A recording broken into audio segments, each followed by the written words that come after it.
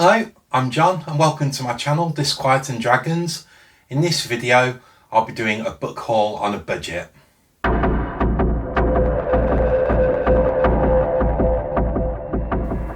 So buying books, it can be an expensive hobby, especially if you're reading 5, 6, 7 books a month. It can soon mount up.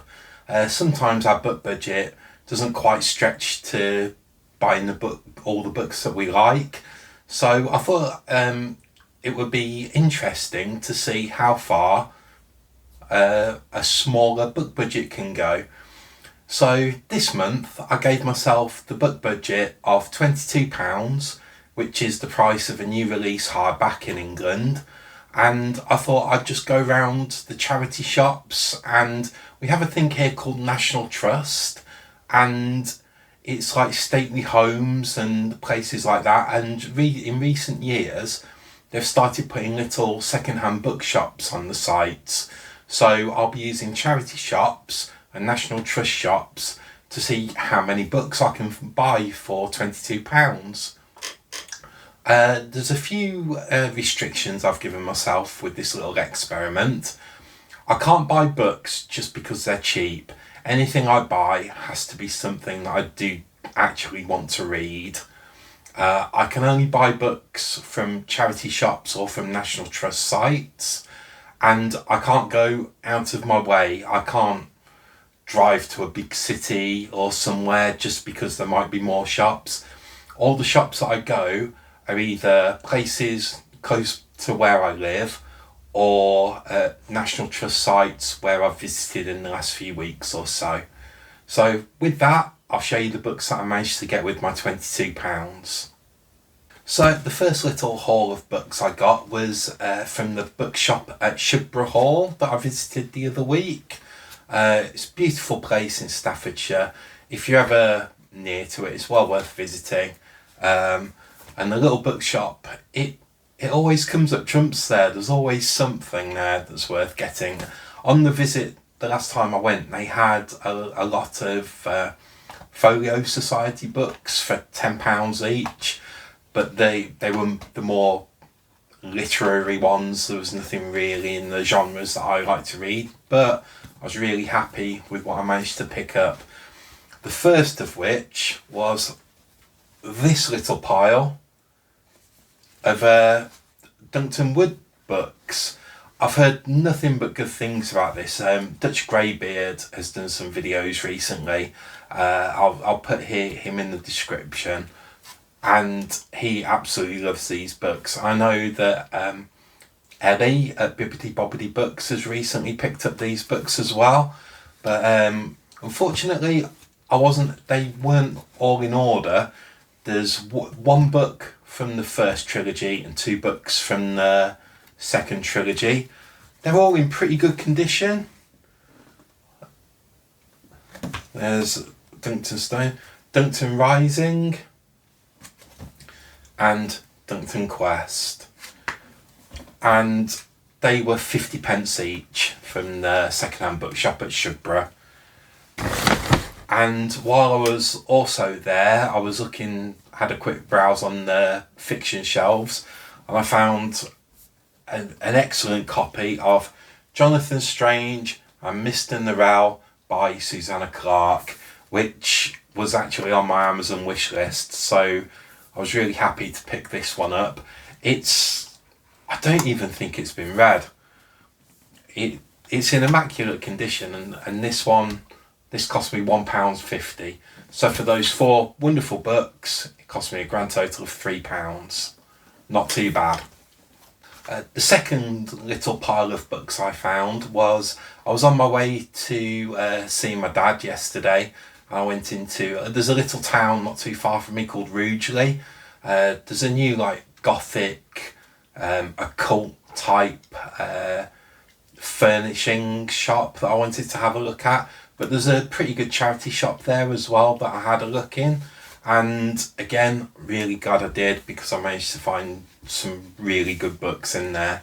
The first of which was Sword of Kings by Bernard Cornwell. I've read a couple of the Saxon series. This book belongs to the Saxon series. You might have seen the TV show The Last Kingdom. I think it was on BBC.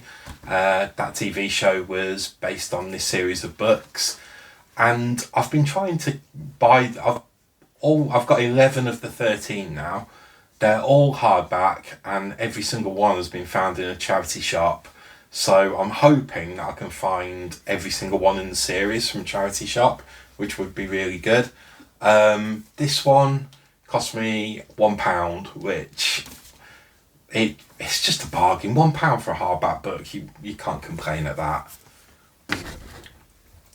And the other little find, well, I say little find, the other quite big find that I found in the same charity shop was the first 6 books in the Rivers of London series by Ben, I'm going to butcher his surname, I do apologise, Ben Aronovich. I've said that wrong, I know I have.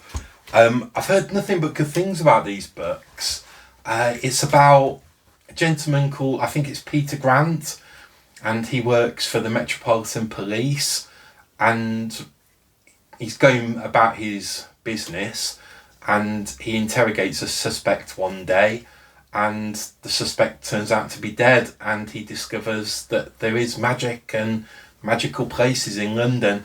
I haven't actually read any of these books, but they're all in pretty decent condition. The spines are a bit cracked, but apart from that, they're absolutely fine. They were 50p each, so 6 paperbacks and 1 hardback came to £4. It's an absolute bargain. So today I had quite a nice little surprise. My shift at work had been cancelled, so I had a day off that I wasn't expecting. So I went into my hometown of Lichfield. I was going to have a little walk around the town and go there for some lunch. And I popped into the first charity shop I popped into, and I just found so many books in there that I wanted, and books continuing on series that I've started or want to start, and that's the pile that I found there. So the first one that I found in there was 20th Century Ghosts by Joe Hill. I've only read one Joe Hill book. I read his Black Phone. Right, editing John here. I've just realised that 20th Century Ghosts is in fact the same collection of stories as in the Black Phone by Joe Hill. So lesson learned with that one. Back to the video. Black Phone short stories. I thought some of them were a bit hit and miss, but when he got it right, he's really, really good. Some of them were absolutely beautiful ghost stories, and the Black Phone itself, that was just a creepy story. So I'm looking forward to reading some more of Joe Hill. The next one that I found in there was The Wise Man's Fear by Patrick Rothfuss. I know his name is a bit controversial at the moment, but I haven't read any of his books. I do have the first book in the series on my shelf that I've had already, but I'm really looking forward to reading it. I'm hoping by the time I get round to him, the 3rd book is out and the series is finished. Next one it's quite the darling of fantasy booktube. It's the 2nd book in the Malazan series, Dead House Gates by Stephen Erickson. I haven't read the first one. I do own the first book. Not going to lie, a bit intimidated by it. I've heard people say there's like 200 characters in the book or whatever. And being quite new to fantasy, I want to get a few more fantasy books under my belt before I start on the Malazan series. But really happy to find that one. And the next one was, we go from the 2nd book in the Malazan to the final book, which is The Crippled God. So hopefully I get on with the series when I do start it, and I get on, and it's going to be a while before I get to this one though, I think. The next one is another author that I do own books by, but I haven't read yet, and that was, I found a really nice copy of Heroes by Joe Abercrombie. I have the first Law trilogy on my shelf. I do really want to read it soon. I've heard that the character work he does is just phenomenal. So once I've read that, I think you read the first Law trilogy, then I think there's another standalone, and I think it's this one. I may be mistaken, but I think that's the order that they're in. But looking forward to this one. And the final book that I got in the charity shop was The Tiger and the Wolf by Adrian Tchaikovsky. Another author I've got books by but I haven't read yet. But the cover on this, it looks beautiful. And the back of the book, it just sounds so good. I'll just read you the synopsis because this sounds excellent. In the bleak northern crown of the world, war is coming. Mani's father is a wolf clan's chieftain, but she's an outcast. Her mother was queen of the tiger, and these tribes have been enemies for generations. Mani also hides a deadly secret. All can shift into their clan's animal forms, but Mani can take on tiger and wolf shapes. She can't disown half her soul, so escapes with the killer broken axe in pursuit. The wolf chieftain plots to rule the north, and controlling his daughter is crucial to his schemes. However, other tribes also prepare for strife. Priests foresee danger and a time of testing and broken laws. Some say a great war is coming, overshadowing even wolf ambitions, but what spark will set the world ablaze? That just sounds so good.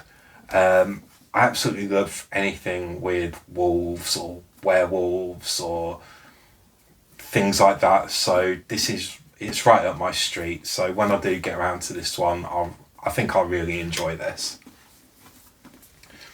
But yeah, that was the little haul that I got from the first it was actually the first charity shop I went into today, and those 6 books cost me £11.70.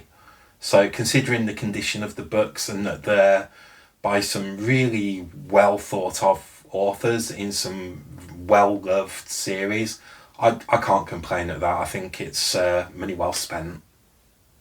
And the final mini stack of books that I got today, I passed by a big charity shop on my way home from Lichfield to my home, and I just thought I'd pop in on my way past, and I found a couple more books. The first one that I found was The Three-Body Problem by Cixin Liu. Apologies for pronunciations, I'm terrible with things like that. I know I do actually already have this on my Kindle, but it's always I'd rather read a paper copy of a book than on my. I love my Kindle, but I always choose a paper copy. So for £1, I thought you can't go wrong for such a highly thought of book for £1. It's got to be done. The other book that I found in there was a copy of It by Stephen King. I have read this book and it's a masterpiece. It's a horror masterpiece. I don't think I've ever read a book where the descriptions of friendship and camaraderie are just so accurate, and the character work in it is amazing.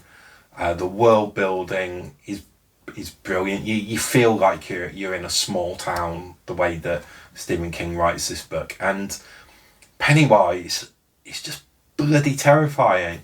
He is absolutely terrifying.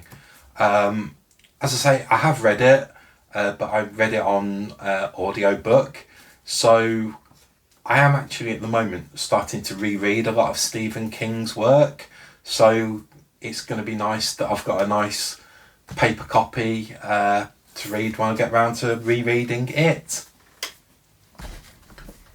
And the final book that I managed to get was The Reddening by Adam Neville. Another author I haven't read. I've got The House of Small Shadows on my shelf. I hear nothing but good things. I have seen the film The Ritual, which is based on one of his books, and I thought that was an amazing film. So I imagine I'll really enjoy his work. It says that it's a folk horror, so absolutely love folk horror. I think it's a wonderful, wonderful subgenre of horror. So I'm looking forward to finally getting around to reading some Adam Neville, and those 3 books cost me the grand total of £3. So if my maths doesn't betray me, for the cost of a new release hardback in England, I used that money to go around charity shops and National Trust bookshops, and I managed to get myself 19 paperbacks and 1 hardback for the same price of a new release hardback. So, I mean, I understand £22 isn't an insignificant amount of money. It's still more than... I still appreciate that I had £22 to spend on books this month, but it just goes to show that, bargains can be had if you haven't got money to buy brand new books, or you don't have a library nearby that stocks the books that you like. The charity shops, you can get really good stuff. And there was a lot of books that I saw today that I didn't pick up because I already own. I saw a copy of The Poppy War. There were several copies of it. I saw a copy of Salem's Lot. There's always lots of Dean Koontz books. I saw a Sci-Fi Masterworks edition of The Forever War. I think I saw a Ray Bradbury book as well. I saw The Haunting of Hill House by Shirley Jackson. There was I saw a copy of The Woman in Black by Susan Hill. There was lots of Terry Pratchett books around. So, really, these shops, they stock books that they're not bad books. They're phenomenal books. So, yeah, you can get a bargain if you look around, and if you show a bit of patience as well, which I'm not very good with. I normally have to buy it when I see it, so I can't really say anything about patience. Anyway, that brings this video to a close. I hope that you've enjoyed it and seen that you can get some bargains if you look around. One thing I would like to say is my last video, the one on folklore in Staffordshire, I'd just like to thank everyone who's watched it for all the lovely comments. I think I am going to try and turn the exploring and folklore into a little mini series on my channel, so hopefully I'll have another folklore video up soon. I'd like to thank everyone for watching and subscribing. It really does mean a lot to me. If you've read any of these books, or if you found any treasures in a charity shop recently, I'd love to find out what you found. If you leave a comment, I'll get back to you. And I hope you're all enjoying what you're reading. I'll talk to you again soon. Take care. Bye.